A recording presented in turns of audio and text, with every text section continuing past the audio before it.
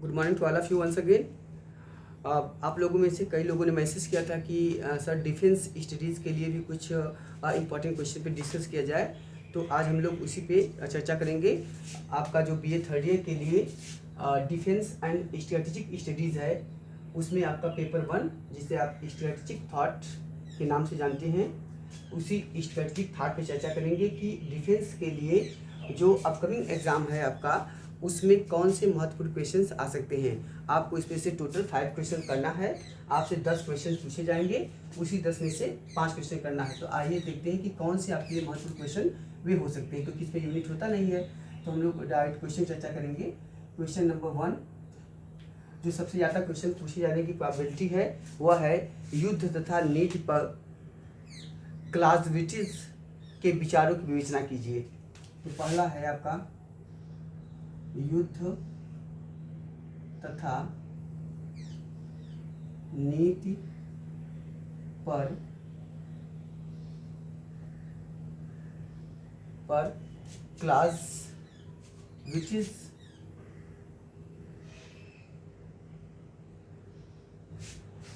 क्लाउज़विट्ज़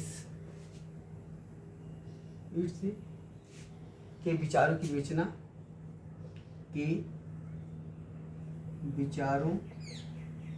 विवेचना कीजिए। और कई बार आ रहा है मार्क्स का विचार युद्ध पर, और आ रहा है मैकियावेली का विचार। ठीक है, तो हम लोग सीधे सीधे एक क्वेश्चन यहाँ से पढ़ लेंगे। वह है आपका युद्ध पर कार्ल मार्क्स के विचार। और एक क्वेश्चन आ रहा है कई बार, क्योंकि एक ही जैसा क्वेश्चन आप पढ़ लीजिए ताकि वहाँ से मिस ना होने पाए क्वेश्चन। एक है युद्ध तथा सैन्य संगठन पर मैकियावेली के विचार। तो युद्ध तथा सैन्य संगठन पर मैकियावेली के विचार। एक जैसे क्वेश्चन पढ़ने का एक फ़ायदा ये भी होता है कि बहुत कुछ चीज़ें जो होती है एक दूसरे से रिलेटेड होती हैं। मैकियावेली के विचार की विवेचना कीजिए। क्वेश्चन नंबर 4, यहाँ से आप देख सकते हैं, वह है कई बार क्वेश्चन पूछा गया है आपका। अच्छा, युद्ध तथा नीति पे जो क्लाउज़विट्ज़ का विचार है, इसी में उनकी समग्र युद्ध की अवधारणा दी जाएगी। तो अगर उनकी समग्र युद्ध की अवधारणा आ गई तो उसमें भी काफ़ी हद तक यहाँ से आपका काम हो जाएगा। अगला क्वेश्चन है आपका स्ट्रेटजी पर जोमनी के विचारों की आलोचनात्मक व्याख्या। ये क्वेश्चन कई बार पूछा गया है। स्ट्रेटजी पर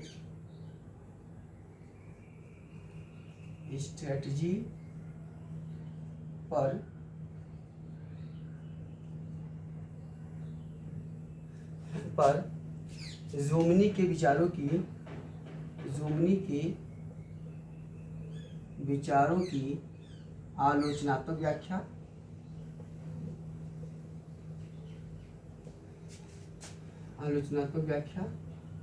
विवेचना कीजिए। सबसे ज़्यादा इम्पोर्टेंट हमको ये लग रहा है आपका जोमनी और मार्क्स। अब मार्क्स का ज़्यादा हमें तो सामाजिक क्रांति और ज़्यादा लग रहा है। 5वां क्वेश्चन आपका है यहाँ से, वह है कि क्रांति पर कार्ल मार्क्स के विचार। क्रांति पर कार्ल मार्क्स के विचार या अवधारणा।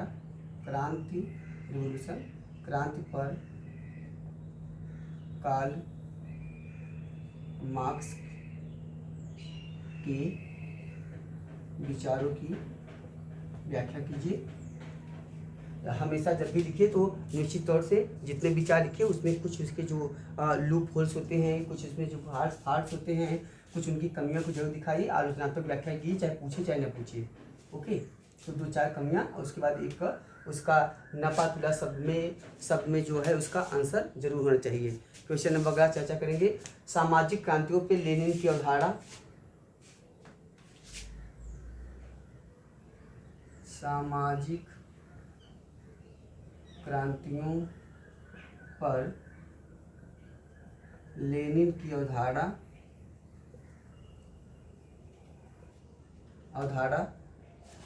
और एक और है कि यहीं पे है आपका सशस्त्र क्रांति पर ट्राटस्की के विचार। ठीक, यहीं से देख सकते हैं, अथवा सशस्त्र क्रांति पर ट्राटस्की के विचार, ट्राटस्की के विचार। एक आपका क्वेश्चन ये भी हो सकता है। यहाँ से अगला क्वेश्चन देखेंगे हम लोग, द्वितीय विश्व युद्ध में मित्र राष्ट्रों की जो स्ट्रेटजी थी उसके विभिन्न चरण बताइए। ये क्वेश्चन कई बार आया हुआ है। सेकेंड वर्ल्ड वार, द्वितीय विश्व युद्ध, सेकेंड वर्ल्ड वार में मित्र राष्ट्रों की स्ट्रेटजी के विभिन्न चरण, कभी 3 चरण पूछता है कुछ, तो आप सीधे स्ट्रेटजी के विभिन्न चरण याद कर लीजिए। स्ट्रेटजी के विभिन्न चरण, विभिन्न चरणों की व्याख्या, चरणों की व्याख्या कीजिए। 8वां क्वेश्चन यहाँ से आप एक और पढ़ सकते हैं, वह है आपका भयादोहन की अवधारणा तथा उसके विभिन्न तत्व, कंसेप्ट ऑफ डिटरेंस।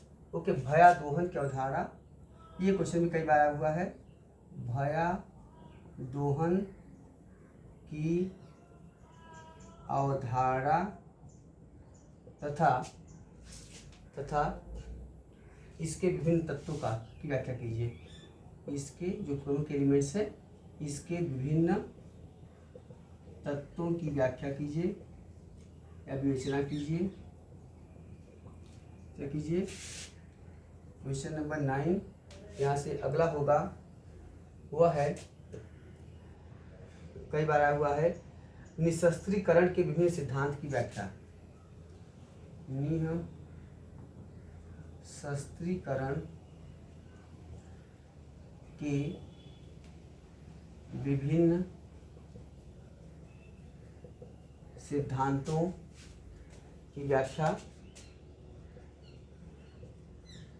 कीजिए। और उसके बाद जो और कई बार क्वेश्चन आया हुआ है, एक आर्मर्ड जो आपका वारफेयर है, जिसे आप कहते हैं कवचित युद्धकर्म पर लिटिल डार्ट के विचार, ये कई बार पूछा गया है।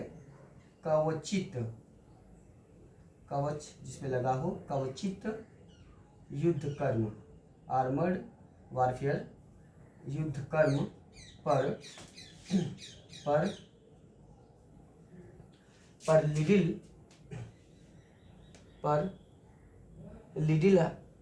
लिटिल हार्ट के विचार, हार्ट के विचारों की व्याख्या कीजिए या विचारों की विवेचना कीजिए। ये क्वेश्चन बहुत बार आया है, विवेचना कीजिए, दैट्स वेरी इंपॉर्टेंट, कीजिए। और एक क्वेश्चन यहाँ से और बार बार पूछा गया है, वह है आपका कि एटी महान द्वारा प्रतिपादित सामुद्रिक शक्ति सिद्धांत के विभिन्न तत्व। वे हैं आपके एटी महान, एटी महान द्वारा, एटी महान द्वारा प्रतिपादित सामुद्रिक शक्ति, ओशियन पावर, द्वारा प्रतिपादित सामुद्रिक शक्ति के विभिन्न तत्वों की शक्ति, सामुद्रिक शक्ति के विभिन्न तत्वों की व्याख्या कीजिए, तत्वों की व्याख्या कीजिए। और यहीं से एक क्वेश्चन और आया हुआ है बार बार, वह है आपका कि आधुनिक युग में डुहेट का वायुशक्ति का सिद्धांत। आधुनिक युग में डुहेट का, ये भी कई बार पूछा गया क्वेश्चन, अच्छा है, का वायुशक्ति के सिद्धांत की व्याख्या, शक्ति के सिद्धांत की व्याख्या कीजिए, व्याख्या। और एक क्वेश्चन आप और पढ़ लीजिएगा, वह है, अगर आप, वैसे तो आशा है इसी में से आपका पूरा काम हो जाएगा। अगर आप बहुत सिक्योर होना चाहते हैं तो उसके स्थान पे आप एक क्वेश्चन आप देख सकते हैं, वह है आपका कि माओ से तुंग क्या गोरिल्ला युद्धकर्म सिद्धांत और दीर्घकालिक युद्धकर्म सिद्धांत, ठीक, तो इनका भी आप देख सकते हैं। वह है माओ से तुंग का गोरिल्ला वारफेयर, गोरिल्ला सिद्धांत, युद्धकर्म सिद्धांत तथा दीर्घकालीन युद्धकर्म सिद्धांत, ठीक है, प्रोट्रैक्टेड वारफेयर तथा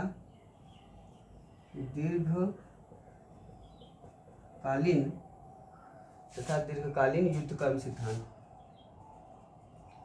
युद्धकर्म सिद्धांत की व्याख्या कीजिए, ठीक।